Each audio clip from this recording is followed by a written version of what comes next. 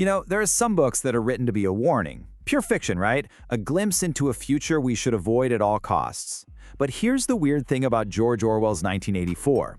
The older it gets, the less it feels like a warning, and the more it feels like a user manual for today. So let's dive into it. Okay, so first, get this date in your head, 1949. We're talking about a world with no internet, no smartphones, no social media, nothing. Orwell was literally on a remote island typing this out, dreaming up a nightmare based on the horrors he'd just lived through. You gotta remember that. It makes what comes next even crazier. Right? That's the big question. How on earth did a guy in 1949 write a book that feels like it was ripped from today's headlines? I mean, the mass surveillance, the way truth gets twisted, the political doublespeak, it's all just a little too familiar. And that really gets to the heart of it. The book was supposed to be this flashing red light, this vision of a future to steer clear of. But now when we look at it, we're not seeing a warning. We're seeing our own reflection. So, to really understand that reflection, we first need to get a clear picture of the world Orwell built. Let's take a quick trip into the bleak reality of 1984. So, picture this. You're living in a world where you are always being watched. There's a war that never ever ends. And history? Well, it can be rewritten overnight. The party, the government, they control absolutely everything. What you do, what you say, and even what you think. Truth isn't real, it's just an order. And at the center of this nightmare is just one guy, Winston Smith. His story is basically a six-step tragedy. He's just a regular person who dares to think for himself, to fall in love, to search for the truth. And for doing that, the system just completely and utterly breaks him. It's a gut punch of an ending, but you have to understand it to see how the party's power really works. Okay, so enough about the story. Let's talk about the system. Because Orwell didn't just write a novel, he basically wrote an instruction manual for how to control everyone and everything. And it all begins with messing with language. You've probably seen this one. It's the first of the party's 3 big slogans. They're everywhere in this world, and they're the best example of what Orwell called doublethink, the mental trick of holding 2 totally opposite ideas in your head at the same time and believing both. And think about it, we see this kind of logic all the time. A state of constant, low-level war is sold to us as a peacekeeping mission. It's the exact same Orwellian logic, just updated with modern tech. The next slogan is a real mind-bender. The party's idea is that true freedom isn't doing what you want, it's giving yourself over completely to the state. Your personal dreams and ambitions? That's just a trap, a form of slavery to your own ego. And here's the modern version, the whole be your own boss promise of the gig economy. It sounds like the ultimate freedom, right?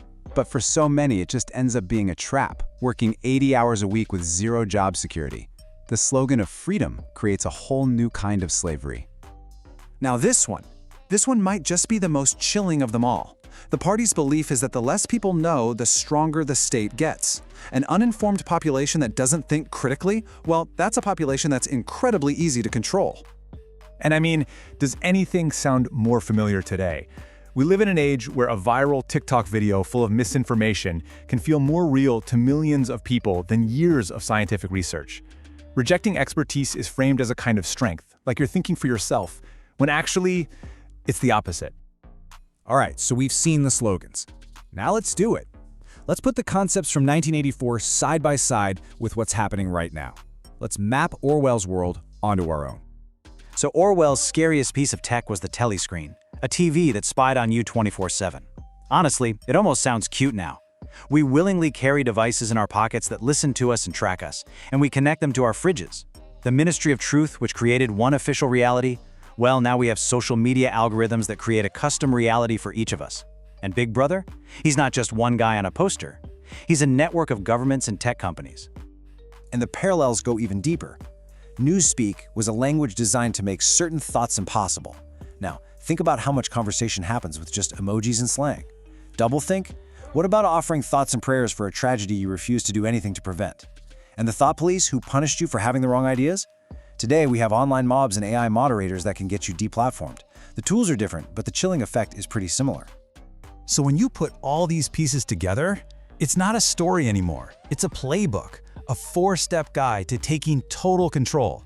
You control the language, you erase the past, you make truth seem impossible to find, and then you break the individual. That's the formula. And here is the real kicker. Orwell couldn't even have imagined the tools we have now. He was worried about someone physically altering a photograph. We have AI deepfakes that can create videos of people saying things they never said. He was worried about state surveillance. We built an entire global economy on it called surveillance capitalism. This is 1984 on steroids. Which brings us to the final, unavoidable point. We've been looking into that mirror, and now we have to ask ourselves, what does it mean when the reflection starts waving back at us?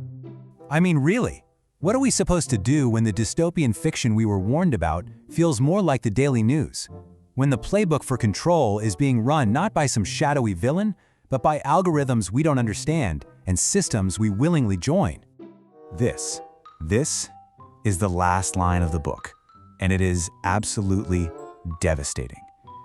After all his fighting, his rebellion, his struggle for love and truth, Winston is completely broken. The system doesn't just make him obey, it makes him love his own oppression. It's a complete wipeout of the human spirit. And this brings us right back to the beginning. We just can't look at this book as some distant possibility anymore. We have to see it for what it is, a reflection of the world we're in and the one we continue to build. All the mechanisms are already here. You know, it's one thing to see your reflection in a book that's over 75 years old. It's another thing entirely when that reflection looks back at you and waves. The system isn't just a passive warning anymore. It's an active reality, which leaves us with just one question. What are we going to do about it?